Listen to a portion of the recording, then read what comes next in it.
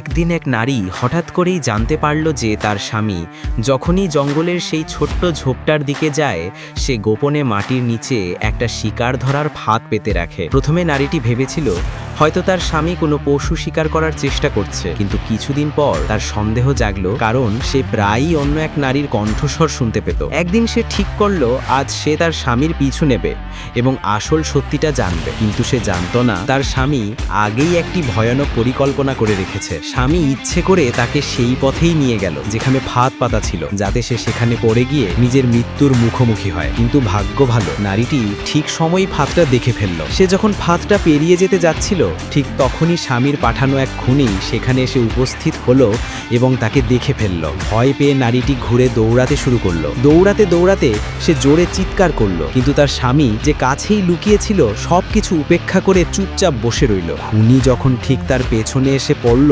তখন নারীর মাথায় এক বুদ্ধি এলো। সে ইচ্ছে করে খুনিটাকে সেই ফাঁদের দিকেই নিয়ে যেতে লাগলো এবং এমন অভিনয় করলো যেন সে নিজেই পা পিছলে পড়ে যাচ্ছে। খুনি কিছু না ভেবে সামনে এগিয়ে গেল, কিন্তু পরের মুহূর্তেই তার পা সেই ফাঁদের উপর পড়ল আর সে নিজেই তাতে আটকা পড়ে গেল। নারী মুহূর্তেই উঠে দাঁড়ালো, সুযোগটা কাজে লাগালো এবং সেখান থেকে প্রাণ বাঁচিয়ে পালিয়ে গেল।